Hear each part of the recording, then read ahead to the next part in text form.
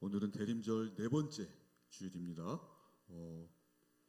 오랜만에 오신 우리 친구도 있네요. 너무 반갑습니다. 그래요. 초가 앞에 네 개가 있잖아요. 오늘은 네 번째 초라고 했는데 혹시 여러분 기억하세요? 네 번째 초가 상징하는 거. 촛불 네 개. 그것은 사랑의 초랬어요. 그렇죠? 그래서 사랑을 상징하는 거예요. 그래서 오늘 네 번째 초를 켜고 마지막에 이제 우리 성탄절이 되면 원래는 저 하얀 초가 예수님을 상징하는 거거든요. 그래서 성탄절 날 같이 켜고 해서 총 5개를 켜도 되는데 4개를 켜도 뭐 상관은 없습니다. 아무튼 사랑을 상징한다. 예수님이 사랑이고 하나님이 사랑이시잖아요. 그래서 대림절 네 번째 주일 오늘은 특별히 사랑에 여러분들 집중하셔서 사랑에 대해서 깊이 묵상해 보셨으면 좋겠어요. 그래서 옆에 분하고 인사하실 때도 감사합니다, 사랑합니다 이렇게 인사했으면 좋겠습니다. 옆에 분 보시면서 웃으면서 인사하겠습니다. 감사합니다, 사랑합니다. 오늘은 하나님의 리셋이라는 제목으로 말씀을 나누겠습니다. 본문을 중심해서 이렇게 한번 쭉 말씀을 나눠볼 텐데요. 여러분들 게임 많이 하시죠? 게임. 저도 게임을 합니다. 무슨 게임을 하냐? 자동차 게임 있잖아요. 자동차 경주 하는 게임을 하는데 이 자동차 경주를 하다가 보면 잘하지는 못해요. 그러니까 레벨은 낮은데 그런데 미션은 클리어한다. 왜냐하면 이렇게 막 하다 보면 1등, 2등, 3등으로 달릴 수 없을 때 다시 게임을 탁 리셋을 해요. 그러니까 레벨은 높지 않고 성적은 좋지 않지만 미션은 완수하잖아요. 그래서 이렇게 게임을 하다 보면 우리 현실 생활에서도 이 리셋 버튼이 있으면 얼마나 좋을까. 여러분들 이런 생각 해보지 않으셨어요? 왜냐하면 여러분들 생활할 때 내 아픔도 있고 또 내가 실패한 것도 있고 좌절도 있잖아요. 시험을 너무 못 본 것 같아. 조금만 더 준비했으면 잘 볼 수 있었을 텐데 답안지 맞춰보면서 그런 생각들을 하잖아요. 그러면 다시 리셋해서 처음으로 돌아가서 다시 하면 얼마나 좋을까. 이런 생각 여러분들 안 해보셨어요? 해보셨죠? 그런데 게임은 게임이고 그렇죠. 우리 현실은 그렇지 않잖아요. 그래서 현실에도 이런 리셋 할 수 있는 기능은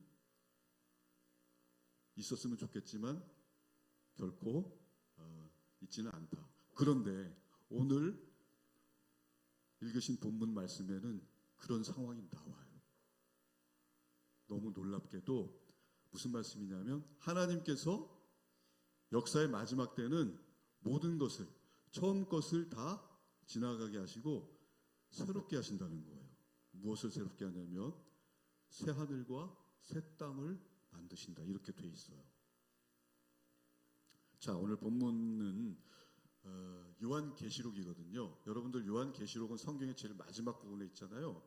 근데 요한계시록을 읽을 때 딱 명심해야 될 게 있습니다. 그래야지 이상한 쪽으로 성경을 해석하지 않고 소위 말하는 이단이나 그런 사람들한테 휘둘리지 않아요. 자, 무슨 말씀이냐면 요한계시록을 읽을 때는 일단 첫 번째 그 당시에 박해 상황을 여러분들이 이해하실 수 있어야 돼요. 요한계시록이 쓰였던 시기가 대략 AD 90년경이었는데요. 그때는 로마가 이스라엘을 다스리고 있었잖아요. 그리고 전 세계를 제패하고 있었는데 이 AD 90년경이 이 그리스도인들을 가장 극심하게 박해했던 그런 시기였어요.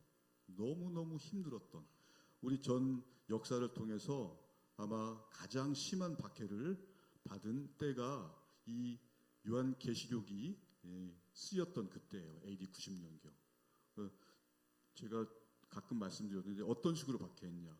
예수를 믿는다는 이유로 사람을 잡아다 그리스도인 잡아다가 솥에다가 삶기도 하고 사자밥에 던져주기도 하고 온 몸에 기름을 묻혀서 불을 붙여요. 그래서 로마 거리 있잖아요. 거리에다가 이렇게 매달아놔요.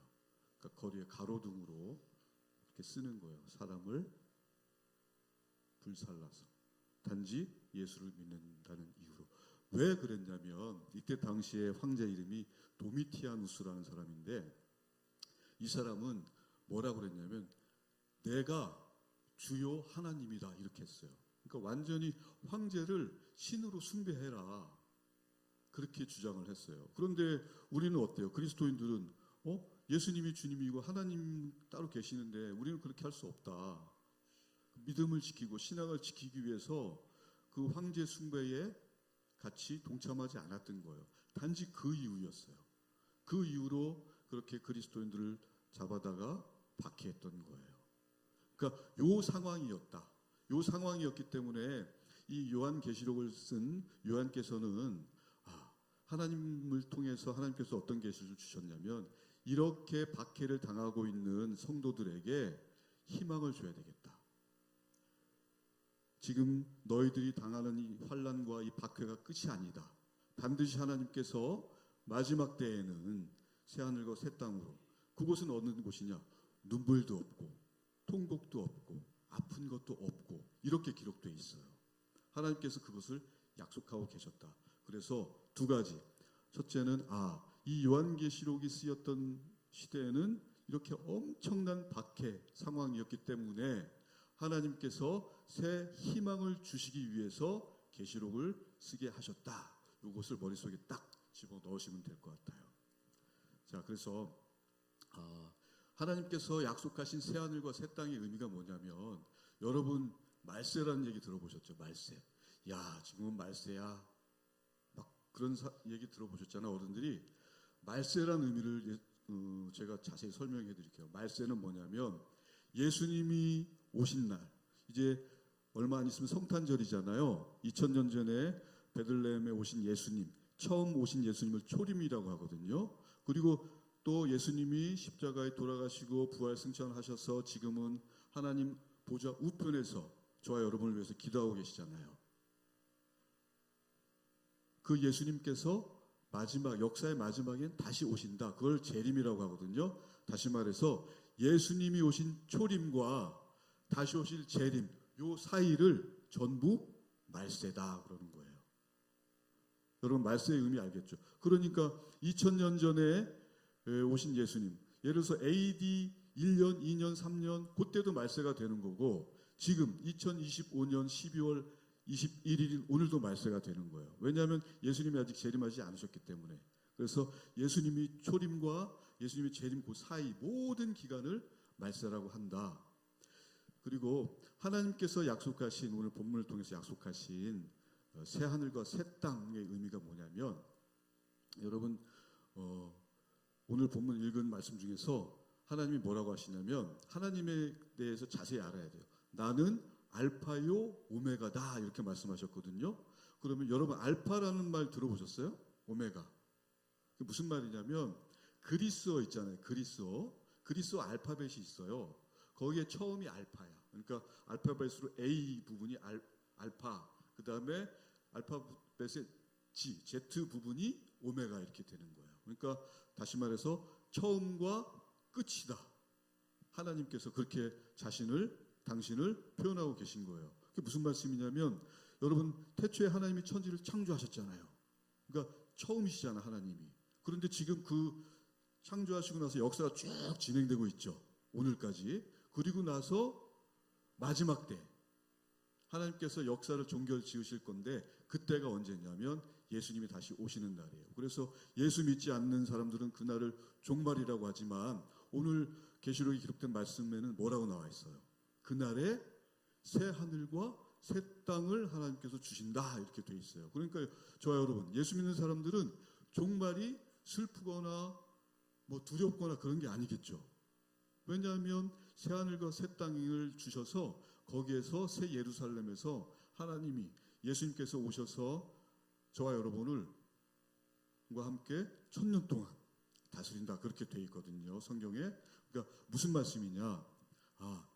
역사를 시작하신 하나님께서 마지막에 역사를 종결 지으실 건데 우리 예수 믿는 사람들, 하나님의 자녀들에게는 그 역사의 종결이 마지막이 아니고 하나님이 약속하신 오늘 본문에서 읽으신 새 하늘과 새 땅을 주시는 때이다. 그렇기 때문에 여러분들 소망이 생겨요, 안 생겨요? 아까도 말씀드렸지만 로마 시대에 이렇게 극심한 박해를 받았던 사람들에게도 우리 하나님이 오늘 말씀을 통해서 위로와 격려와 소망을 주신 것처럼 저와 여러분도 마찬가지예요. 지금 여러분들 환경이 쉽지 않잖아요. 공부도 해야 되고 그 다음에 여러모로 지치는 가운데 쉼도 없고 휴식도 없고 날마다 똑같은 쳇바퀴 도는 듯한 생활이지만 무언가 모르게 나를 쫓기는 그런 마음이 있잖아요. 편하지가 않잖아요.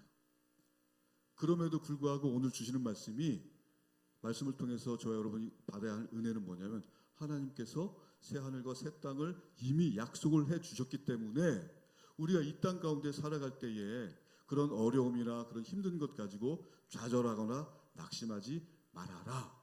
왜냐하면 하나님이 새 하늘과 새 땅을 약속해 주신 것처럼 늘 여러분과 함께 하시겠다는 소망을 주시기 때문이에요.